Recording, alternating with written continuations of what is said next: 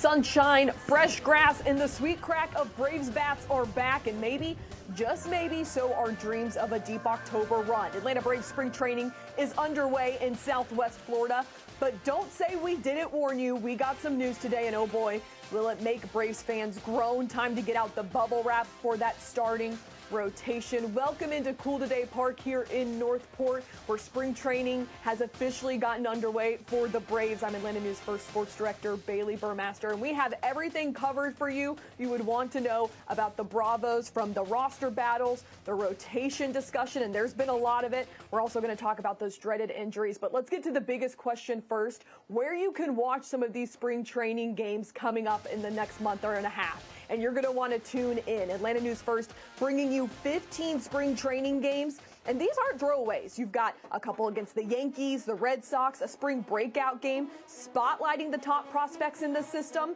a World Baseball Classic exhibition against the Colombian national team. It's the perfect opportunity to see how this lineup pans out.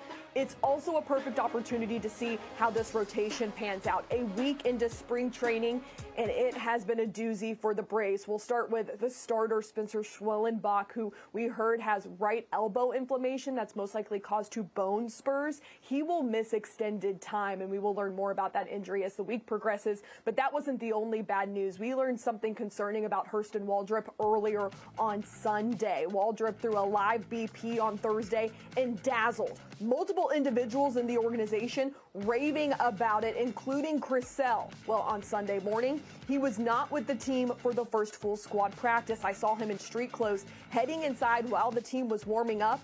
Manager Walt Weiss gave us an update. I had a live BP the other day, looked great. Came in a little sore. The next day, took an MRI, got some loose bodies in there, so the MRI showed the ligaments fine, but he's going to go see Dr. Meister tomorrow. We'll know more after tomorrow, but that's about what I got right now. Are you expecting him to miss significant time? It's hard to say. I guess a lot of it just depends on what the docs find. But we know it needs to be dealt with somehow, some way, but we just don't know the extent of it right now. So here's what the Braves rotation looks like, with one spot to fill thanks to some of these injuries. Still a formidable group: Chris Sale, Spencer Strider, Ronaldo Lopez, and Grant Holmes, likely in that order. That fifth spot will be a competition as of now. Lopez and Holmes worth watching, as both are working their way back from injury. Fans have been calling for a starting pitcher all offseason. No moves were made. Braves general manager Alex Anthopoulos has chosen to be selective, and selective for a reason. Will that strategy pan out? Will they stick to that? And who's even available? We're going to tag in Connor Hines back in studio in Atlanta to help us out. Yeah, Bailey, the Braves suddenly in between a rock and a hard place here with all of this, because no, they have not made any big splashes in the free agency market, but also any big splashes that they were going to make in terms of pitching, well, have already been made by other teams. Chris Bassett, Zach Gallen, Justin Verlander, all guys who have been signed with other teams in just the last week. As for who's still available, that would be right-hander Zach Littell, who split time between Cincy and Tampa last year. Lucas Giolito, who had the best 2025 season statistically of this group, 10-4 with a 3.41 ERA. The veteran lefty Patrick Corbin, as well as former Padre Nestor Cortez, both looking for bounce-back seasons. But can any of these names immediately slot in at the top in Atlanta? Because that seems to be all that Braves general manager Alex Anthopoulos is interested in at this point. If Grant Holmes is potentially our fifth and we're going to knock someone out, it better be someone we think can be, a front of the rotation type. Those top three have had a lot of success, and, Grant was doing a really good job last year before he got hurt. So, in terms of close and things like that, until things are done, you don't know. But we've definitely, had a lot of conversations throughout the winter. Also important to keep in mind here, Bailey, that up to this point, Hurston Waldrep was just one of the Braves currently in camp competing for that fifth spot. You also have Bryce Elder and Joey Wentz, two others that will also compete for that fifth spot in the rotation if indeed the Braves do not sign another free agent. Bailey, we'll go back to you in Florida.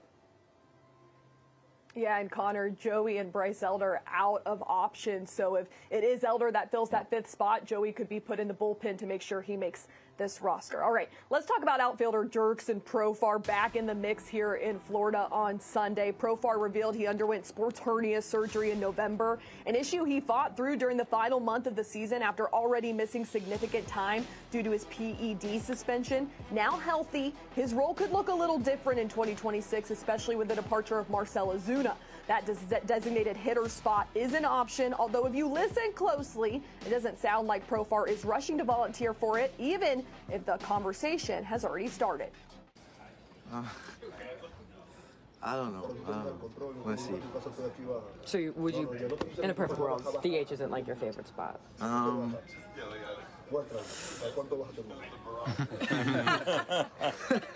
That says it. Let's see. How about something Profar is excited for? The World Baseball Classic. He, Ozzie Albies, Ronald Acuna Jr., and Chadwick Tromp all ready to participate in the WBC. Acuna will be with Venezuela, while the other three will play for the Netherlands, who will be managed by none other than Braves legend Andrew Jones. Really excited for that moment. He asked me about it, and right away I said yes, no doubt. And I mean, it's going to be a cool thing. I've never done it. I'm looking forward for it. You represent your country. When you play for the Braves, you represent your city, your team, your teammate. And now I had the opportunity to represent my country again. A new season means new changes across Major League Baseball, and this is a big one. The league will move and start with robotic umpires. Atlanta News First Elijah Collins details what this looks like and the reaction from the clubhouse. Well, once again, Major League Baseball has found a way to advance the game, and this time it's with the automated ball strike challenge system. Now, it's simple. 2 challenges per team. If you see a pitch call you don't like, a simple tap on your head, and we're taking the previous call to the Jumbotron. Now, we got a chance to catch up with the players in the clubhouse to talk about how huge this could be come crunch time. Flipping those close pitches is important, and I think we see it every night on TV that those borderline ones, when they go your way, they change the game. Now, the system has already been tested in the minors, spring training, and MLB All-Star game. And for some players, including reigning Rookie of the Year Drake Baldwin, it's all about refreshing their knowledge. I have a couple months of experience, but I mean, it's definitely after a year without doing it, it'll be a little bit different. So I think it's kind of feeling it out, trying to get as comfortable with it as I can in spring training, and then once the season comes around, hopefully it's like second nature. For others, though, it may take time and also be a little beneficial when needed. Because I'm a short guy, it's going to help me with the pitches, on top. That's what I heard. So I'm excited about that part for sure. I saw last spring, challenging a couple balls. I didn't get any right, and then Trumpy was much better at it. He's like, you just kind of get used to it. Now, many questions still remain. Will this take away from the art of framing? Will it slow down the game, if any? Time will tell, and those answers will soon be discovered during spring training. For now, reporting from Cool Today Park, Elijah Collins, Atlanta News First. Good stuff, Elijah. Braves pitchers have been chiming in all week. The younger pitchers have dealt with this in the minors. Spencer Strider saying he'll have to continue to pound the zone, but he's a little more open to it than, say, Mr. Chris Sale. Sale was very adamant about where he stands on the whole matter. I will never challenge a pitch. I will never do it. I won't do it. Why? Because I'm not an umpire. That's their job. That's fair enough. I'm a starting pitcher. I've never called balls and strikes in my life. Plus, I'm greedy, and I know that. I think they're all strikes. Major League Baseball actually finalized rules for the new challenge system earlier this week. Among the highlights, if a team enters extra innings without a challenge, they'll be given an extra one every inning. A pitch may not be challenged if a position player is pitching, and it's possible for both an ABS challenge and a video replay challenge to occur on the same play. The baseball purists probably hate all of this, but guess what? It is happening, so you'll have to get over it. He's the talk of the town in Northport, fresh off being named the NL Rookie of the Year. Catcher Drake Baldwin is poised for an even more productive year 2. Up next, how he plans to keep a level head despite the accolades.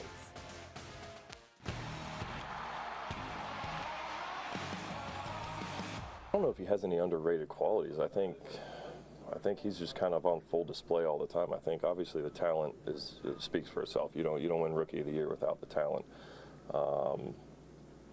you know, the maturity, you know, to be a young guy, especially, again, I can't emphasize enough how hard being a catcher is in this game.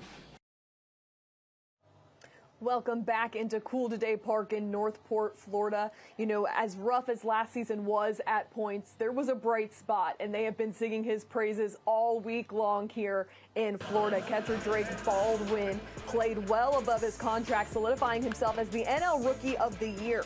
He's one of just 3 catchers over the past 3+ decades to earn that accolade. In year 2, it's about managing the growing expectations and pressure. However, Baillie just keeps proving he's hungry and belongs. Just go out there and keep on competing.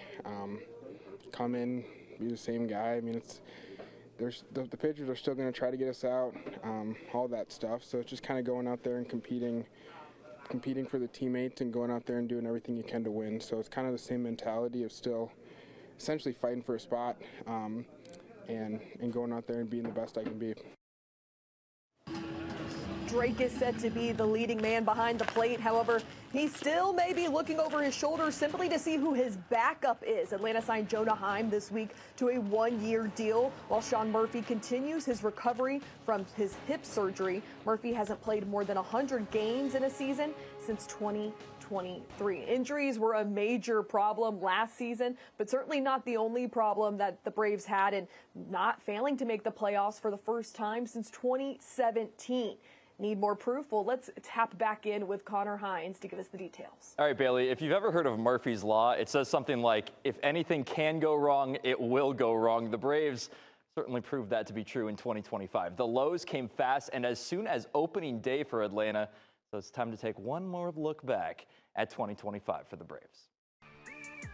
Last season for the Braves was supposed to go long into October. We want to be a team that year in and year out, you know that the Braves, you show up to spring training, you feel like that roster has a chance to win a World Series. But instead, it went long for all the wrong reasons. An 0-6 start, followed by Jurickson Profar's 80-game PED suspension, set the tone, immediately putting Atlanta down a bet, with more to come. A tough day and a tough night for Atlanta. The injuries came in bunches, especially to the pitching staff, which saw all members of the opening day rotation hurt by July and needed 19 total starters to finish the year. I mean, this team's persevered through a lot in the last couple of years and just going at it every day trying to win games. Top performers didn't perform, as Michael Harris, Matt Olson, Ozzie Albies, and Austin Riley all saw major ticks down in batting average, on base, and slugging percentage between 2023 and 2025. The year I got called up, they had like 10.5 game lead, and we came back and took that from them. So, because there's not really any pressure. And all of it making what they did achieve all the more impressive. 3 Atlanta All-Stars, Matt Olson's Derby debut in his own backyard, and oh yeah, the reigning Rookie of the Year plays in the A. Baldwin hits this deep out to right center. That one's not coming back. Drake rakes. It's still kind of surreal right now, but yeah, it's just an incredible year and was super excited it's ending this way. For the first time in 8 years, the Braves missed the postseason. Something that's never been the norm for a winning franchise, and the key now, making sure it doesn't become the norm heading into 2026. I'm anxious to put this behind us and to come up with a great team in 26. And it is almost time to put it all behind them. Bailey, since 1961, 76 total teams have won at least 100 games. 18 of those teams had a losing series within 2 years. That list now includes Atlanta. Here's to hoping that 2026 is not another bullet point on that list, Bailey. Good stuff, Connor. Thank you. Coming up next, we're going to highlight a trailblazer within the Atlanta Braves organization, how Bill Lucas's lasting impact on baseball went far beyond wins and losses. Plus, play ball. We're 6 days out from spring training game number 1. That full schedule when we return in 3.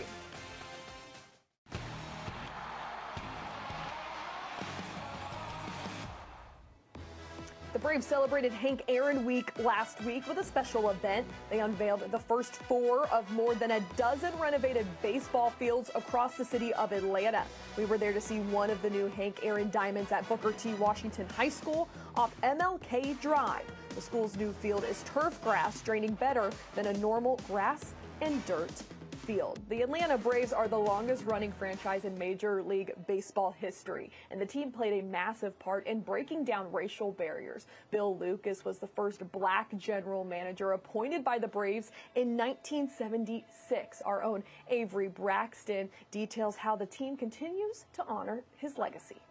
When you think of pioneers for civil rights in baseball, names like Jackie Robinson or even the Braves' Hank Aaron probably come to mind. But Bill Lucas was just as much of a trailblazer, and he did his barrier breaking behind a desk in the Atlanta Braves front office. Swing and a drive, belted left center field. Break out the tape measure, the Braves lead. Bill Lucas broke baseball color barriers in a place fans never saw, the front office. Every time I would say something to him about it, his response to me would always be, I'm a general manager who just happens to be black. Every time I would try to make a big deal out of it, that's what he would say to me. Bill Lucas Jr. reminisces about his father, a man who spent his entire career with the Braves. He started as a minor league player for the Milwaukee Braves in 1957, playing for 6 seasons before joining the Braves front office in 1965. He went from public relations to assistant farm director to farm director and then ultimately general manager. So I just remember him every 2 years coming home saying he got a promotion. I always thought that was pretty cool. Building his way up year after year until one day he was named the first black general manager in the major leagues. He was definitely, my daddy. I got him my daddy. And so I used to come to the games, and I used to go hang out with him a lot of times in his box. It was owner Ted Turner who trusted Lucas with his organization. Technically, Turner named him Vice President of Player Personnel in 1976. But for all intents and purposes, Lucas built a dynasty. He was the mind behind signing and managing legendary names like Dale Murphy, Phil Niekro, and manager Bobby Cox. But he had a plan, and he knew if he built the team within and brought in the right coaches and the right personnel, that we could change, that they would change and they would rise. Lucas implemented his plan for just 3 years before he passed from a brain hemorrhage shortly after watching his beloved Braves make history. Phil Niekro won his 200th win. And I remember my dad getting up, going on the phone in the room, and I watched the whole game with him, and he called up and ordered champagne to the clubhouse there. They were out of town.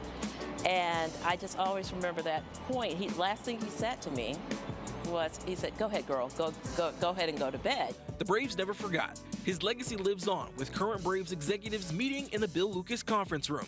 A softball field at DeKalb County's Gresham Park carries his name, and the Bill Lucas Fellowship trains young minority professionals for front office careers. I mean, I don't think those are people you forget. I mean, he was the first black general manager in all of baseball. Like, he paved ways and pathways for people that nobody else did. So he deserves it in every way. Danielle Badassi works for the Atlanta Braves Foundation. She helps preserve Lucas's legacy. They're getting a chance to have that pathway into baseball that Bill had, and really to do it in his name is, I think, just a tremendous honor. I think it would be something that he would be proud of. Lucas's Braves Hall of Fame plaque hangs in Truist Park's Monument Garden. His widow, Ruby, and daughter, Wanya, have served on the board of directors for Braves organizations. More than 46 years after his death, Bill Lucas and his family are still Atlanta Braves. I think I feel pride, and I feel love. I mean, the Braves are our family and have been our family. On top of the Bill Lucas Fellowship, the Braves also help run the Ralph Garr Bill Lucas HBCU Baseball Classic. The annual game between Grambling State and Florida A&M, Lucas's alma mater, aims to promote HBCU baseball and Major League experience. Good stuff, Avery. As we wind down here on ANF live from spring training, the Braves wrapped up their first full squad practice earlier. Workouts will continue throughout the week leading up to that first game on Saturday against the Rays in Port Charlotte. Of course, here's their full spring schedule. And as we told you earlier in the show, 15 of 31 games you see here will be broadcast on Atlanta News First starting a week from today against the Twins. Get used to seeing the Yankees and Red Sox over the next 6 weeks on ANF as well. well. And something cool for the fans on March 4th, Atlanta faces Team Columbia in a World Baseball Classic exhibition. Walt Weiss made it clear this week he'll try to find a balance so guys get work in during the spring but don't get worn down. Yeah, you got to find that sweet spot between getting them ready and, you know, not grinding down here. You know, they got to be ready when the bell rings, but at the same time, you don't want them grinding here. We got 6 months, 7 months to go when we leave here. So you got to find that sweet spot. And these guys, a lot of them have been around, and they know what that sweet spot is for them. They sure do. Players like Chris Sale and Spencer Strider taking it easy as things ramp up in spring training. Of course, the injuries also a concern. We'll continue to monitor those as we get closer to opening day on March 27th. That will do it from Cool Today Park. I'm Baillie Burmaster. Thanks for joining us tonight, and be safe. Have a great night.